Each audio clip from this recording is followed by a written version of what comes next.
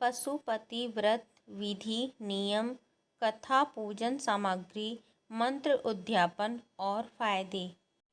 पशुपति व्रत की विधि। पशुपतिनाथ का व्रत लगातार 5 सोमवार तक करना चाहिए और उद्यापन के बाद ही इसे बंद करना चाहिए। पशुपति व्रत का पालन करने में पहला कदम पूजा करना है। सोमवार के दिन सुबह स्नान कर स्वच्छ वस्त्र धारण कर पूजा की थाली और कलश लेकर मंदिर जाएंगे। थाली में चावल, लाल चंदन, फूल, प्रसाद, बेलपत्र और पंचामृत जरूर रखें। इन वस्तुओं को चढ़ाने के बाद आप कलश के जल को भोलेनाथ का अभिषेक कर सकते हैं। इसके बाद दीपक जलाएं, भोग लगाएं और भोलेनाथ की आरती करें। आप पूजा के बाद अपने सुबह के भोजन में फल और मिठाई का सेवन कर सकते हैं। शाम को वही थाली मंदिर में ले जाएं। साथ में 6 दीपक और घर से खाने के लिए कुछ मीठा भी ले जाएं। मंदिर में घर का बना भोग लगाते हुए 6 में से 5 दीपक जलाएं। 2/3 भोग मंदिर में चढ़ाएं और 1/3 घर में वापस लाएं। पूजा करते समय भोलेनाथ से अपनी मनोकामना व्यक्त करें और उनका आशीर्वाद मांगें। घर में प्रवेश करने से पहले दरवाजे पर दीपक जलाएं और भोलेनाथ का स्मरण करें। इसके बाद ही घर में प्रवेश करना चाहिए। पशुपति व्रत की नियम। भगवान शिव के पशुपति व्रत के अपने अनोखे नियम और तरीके हैं जिनका भक्तों को पालन करना चाहिए। इन लोकप्रिय उपवास को शुरू करने से पहले इन दिशा निर्देशों को समझना आवश्यक है। भक्तों को ब्रह्म मुहूर्त के दौरान उठने और स्नान करने के साथ साथ साफ कपड़े पहनने के महत्व को याद रखना चाहिए। इस व्रत के महत्वपूर्ण नियमों में से एक भगवान शिव को 5 दीपक जलाना है, जिसमें इस प्रथा के कारण पंचानंद भी कहा जाता है। इसके अलावा इस व्रत को 5 सोमवार रखने की प्रथा है। इसके दौरान भक्तों को मंदिर में जाकर भगवान शिव की पूजा और अभिषेक करना चाहिए। मन और मुख दोनों से श्री शिवाय नमस्तुभ्यम का निरंतर जप करना चाहिए। यदि भक्तों को लगता है कि शिवलिंग के आसपास के क्षेत्रों को साफ करने की आवश्यकता है तो उन्हें पूजा के लिए सभी सामग्री, बेलपत्र और जल चढ़ाने से पहले सफाई करनी चाहिए। भोलेनाथ को चढ़ाने के लिए थाली में रोली, चावल, फूल, फल, बेलपत्र और प्रसाद आदि जैसी चीज़ें लानी चाहिए। पशुपति व्रत की कथा। शिव महापुराण और रुद्र पुराण में कई बार उल्लेख किया गया है कि पशुपतिनाथ जी की कथा सुनने से एक भक्त को उसके पापों से मुक्ति मिलती है, वह अपार सुख प्रदान करता है और वह शिव का प्रिय भक्त बन जाता है। एक बार जब शिव एक चिंकारा के रूप में ध्यान कर रहे थे, तब राक्षसों और देवताओं के संघर्ष के कारण तीनों लोक में अपराजिकता फैल गई थी। देवताओं ने महसूस किया कि केवल शिव ही समस्या का समाधान कर सकते हैं और उन्होंने वाराणसी में उनके ध्यान से जगाने गए। देवताओं को पास आते देख शिव ने नदी में छलांग लगा दी, जिससे उनके एक सिंह के 4 टुकड़े हो गए। इसके जवाब में भगवान पशुपति चतुर्मुख लिंग के रूप में प्रकट हुए और तभी से पशुपतिनाथ जी की पूजा और उपवास करने की परंपरा शुरू हुई। पशुपति व्रत की पूजन सामग्री।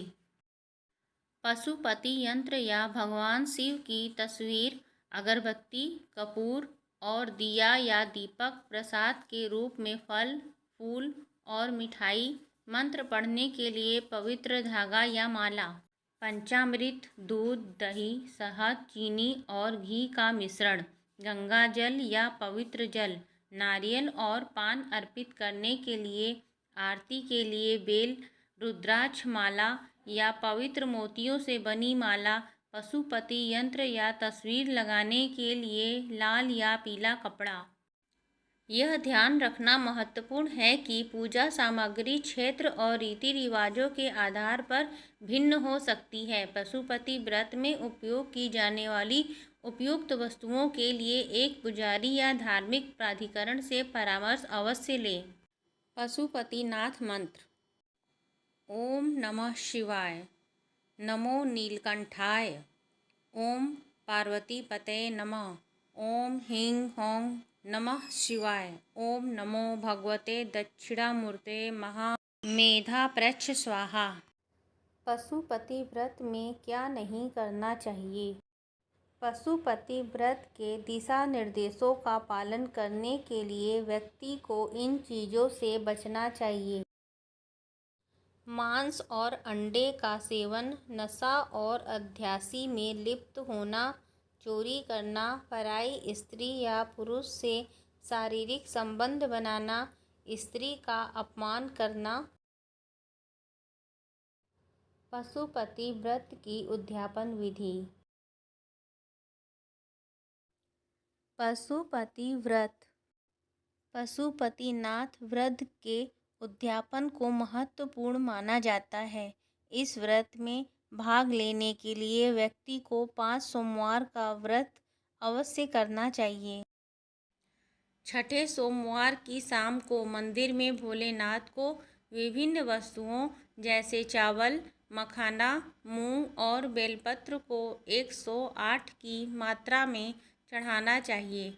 साथ ही प्रसाद के रूप में नारियल और दक्षिणा अवश्य अर्पित करें। अंत में भोलेनाथ से अपनी इच्छा दोहराएं, क्योंकि भगवान सच्चे मन से सच्ची पूजा को स्वीकार करते हैं। अंत में पशुपति व्रत का महत्व भक्तों के मन और शरीर को शुद्ध करने और उन्हें आध्यात्मिक विकास प्राप्त करने में मदद करने की क्षमता में निहित है। यह एक ऐसा समय है जब लोग अपने शरीर पर चिंतन कर सकते हैं और अपने व्यवहार और आदतों में सकारात्मक बदलाव ला सकते हैं। पशुपति व्रत से जुड़े अनुष्ठानों और रीति रिवाजों के माध्यम से भक्त भगवान शिव के प्रति अपनी भक्ति और प्रतिबद्धता प्रदर्शित करते हैं। उपवास और भोजन प्रतिबंध अनुशासन बनाने के मदद करते हैं और आत्मनियंत्रण और आत्मसंयम को भी बढ़ावा देते हैं। यह भक्तों को अपने भीतर से जुड़ने और परमात्मा का आशीर्वाद लेने का अवसर प्रदान करता है। इस व्रत को करने से व्यक्ति शांति और संतोष की भावना को अनुभव कर सकता है और भगवान शिव की दिव्य शक्ति में अपना विश्वास मजबूत कर सकता है। पशुपति व्रत के फायदे। पशुपति व्रत एक ऐसा व्रत माना जाता है कि इससे साधक को विभिन्न लाभ मिलते हैं। पशुपति व्रत से जुड़े कुछ लाभ इस प्रकार हैं। पशुपति व्रत भगवान शिव से जुड़ने में मदद करता है। इस व्रत को करने से व्यक्ति अपनी आध्यात्मिक वृद्धि को बढ़ा सकता है और आंतरिक शांति प्राप्त कर सकता है।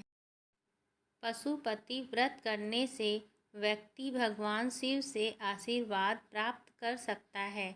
ऐसा माना जाता है कि जो लोग इस व्रत को भक्ति और ईमानदारी के साथ करते हैं, भगवान शिव उनकी मनोकामना पूरी करते हैं। पशुपति व्रत करने से साधक के जीवन से विघ्न दूर होते हैं। ऐसा कहा जाता है कि भगवान शिव सभी बाधाओं को दूर करते हैं और अभ्यासी को उनके प्रयासों में सफलता प्राप्त करने में मदद करते हैं। पशुपति व्रत करने से व्यक्ति खुद को नकारात्मक ऊर्जा और बुरी शक्तियों से बचा सकता है। भगवान शिव को बुराई का नाश करने वाला माना जाता है और उनका आशीर्वाद लेने से व्यक्ति को नुकसान से बचाया जा सकता है। पशुपति व्रत करने से साधक को स्वास्थ्य लाभ मिल सकता है।